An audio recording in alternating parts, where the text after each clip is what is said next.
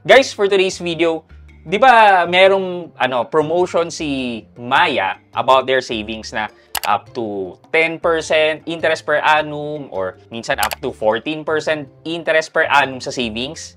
Tapos, meron kang gagawing mga mission. So, this video, yung pag-usapan natin tonight is coming from a viewer natin na nag-provide ng advice or information kung paano niya nakukuha yung 10% na interest per annum. So, di ba, sa mission, kailangan mong gumastos. Well, ito, meron siyang way na shinare sa atin kung paano magiging 10% ang interest mo sa inyong savings. Kung gusto mo ring malaman yan, kung paano ba maging 10% na yan at a minimal cost, well, samahan niyo ako pag-usapan natin yan. Sit back and let's discuss. Coming right up.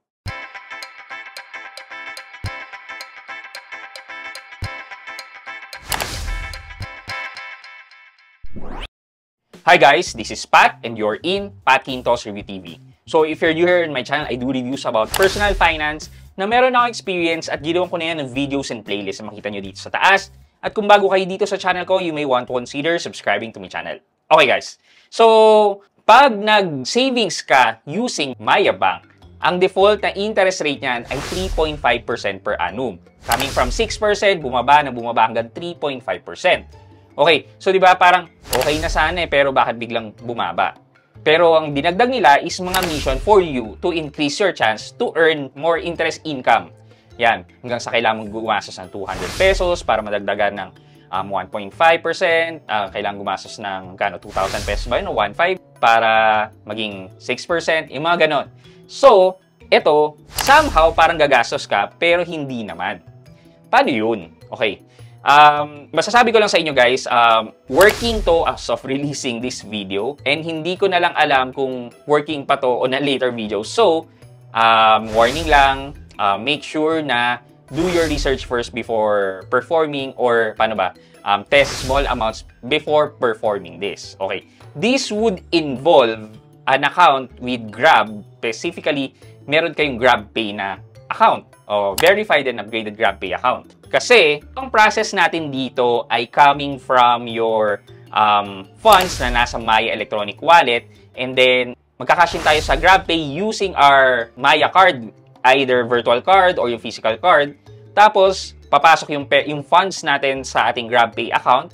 From our GrabPay, pwede na nating ilipat yan pabalik kay Maya. So, ganun yung process na gagawin natin para ma-increase yung ating interest rate. So, ipapakita ko na yan sa inyo ngayon. So, ang kailangan natin gawin ay make sure na meron kayong Grab account and upgraded GrabPay account. Ang ibig sabihin ng upgraded GrabPay account is nag-provide na kayo ng IDs and verification kay Grab. And then, makikita nyo yan dito eh. So, yan nakalagay, verification successful. Check your new wallet profile. Yan. Congrats! Your GrabPay premium wallet is activated and ready. Higher monthly cash-in limit of 250,000 to fit all your spend in and outside Grab. So, pag ganyan na yung GrabPay nyo, then, pwede na tayong mag-cash in and mag-cash out dito.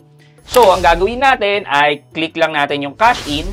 Ayan. And then, click nyo dito under cards.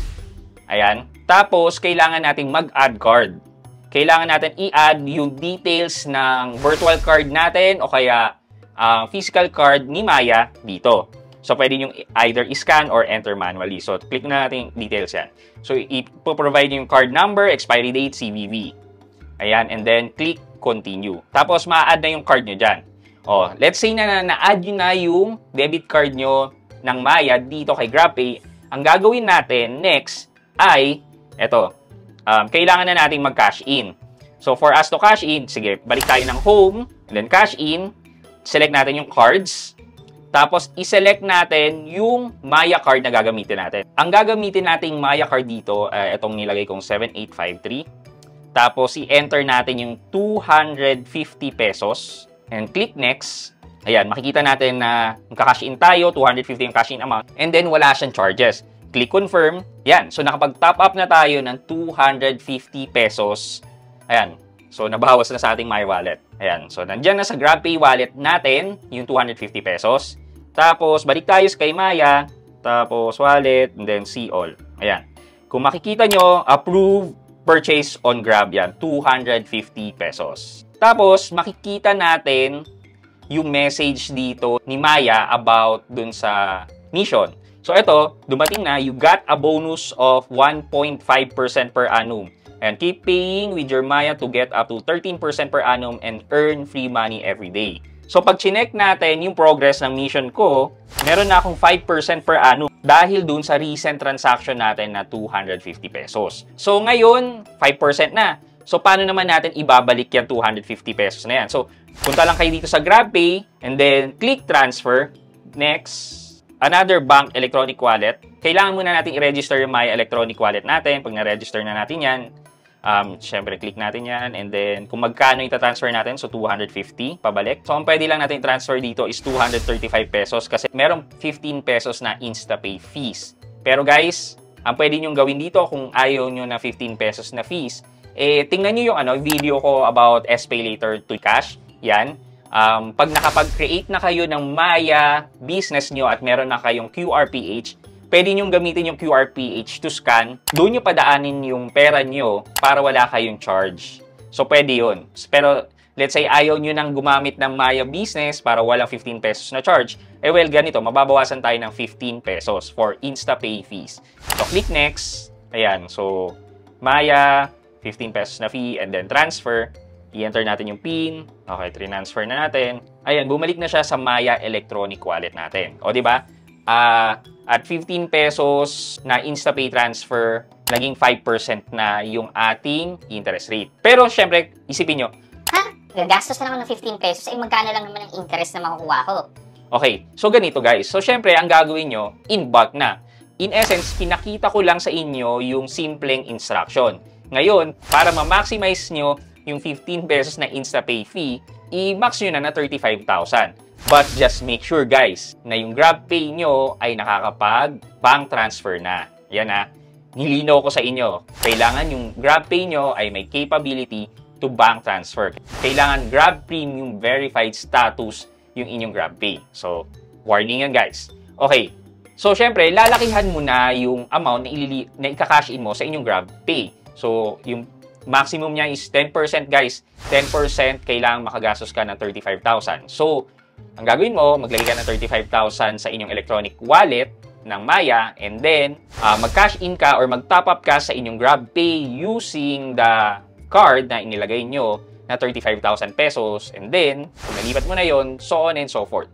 Same process, ibabalik mo lang din sa inyong electronic wallet na Maya pero may charge nga na 15 pesos. Again, guys, kung ayaw nyo na 15 pesos na charge, may additional route na from Maya, mapupunta sa GrabPay. And then from GrabPay, i-scan nyo yung Maya Business QR nyo. Pag nandun na yung pera nyo sa Maya Business QR, and also warning guys, make sure na yung Maya Business QR nyo is verified and meron ding send money feature. So kung paano nyo gagawin yun, kailangan nyo lang mag-verify with one valid ID. And hintayin nyo muna na maging verified kayo at magkaroon kayong send money. Kailangan nyo munang i-prepare yung mga accounts nyo bago nyo subukan ha. Nililinaw ko lang para walang problema. Okay, from Maya Business, pwede nyo nang isend sa inyong Maya Personal Wallet. So, medyo mahabang process kung gusto nyo ng libre. Pero kung ayaw nyo naman, tanggalin nyo na yung Maya Business at magbayad kayo ng 15 pesos na InstaPay fee. For our question of the day, sa tingin mo ba, kung meron kang 100,000 pesos at gusto mo kumita ng 10% per annum, is it worth the hassle na gawin yung process na to? O maghanap na lang ng ibang banks na nagbibigay ng mas mataas na interest na walang mission at saka walang hassle? Let me know sa comment section sa baba at may chance kayong manalo ng 1,000 pesos sa ating weekly GCash giveaway. And also, huwag niyong kalimutan ang hashtag Road to 100k subs para sa chance yung manalo ng cellphone giveaway monthly until we reach the 100k subscriber milestone. Yun lang muna for today's video, but before we end this video, mag-shoutout muna tayo at shoutout kay at Joto Cesar Ibarlin 680. Ang sabi niya, mas gusto ko nakikita personal ang product. Pa-shoutout po Sir Pat. At Joto Cesar Ibarlin 680, shoutout po sa inyo at maraming salamat sa panonood ng aking mga videos. Yun lamang po, maraming salamat. I hope you can like this video, leave a thumbs up, and if not, wala namang problema dyan, but continue to support me by subscribing to my channel by clicking the subscribe button and also the bell button sa tabi ng subscribe para makareceive kayo ng latest notification sa lahat ng upload ko. Again guys, this is Pat Quinto and you're in Pat Quinto's Review TV. Bye-bye!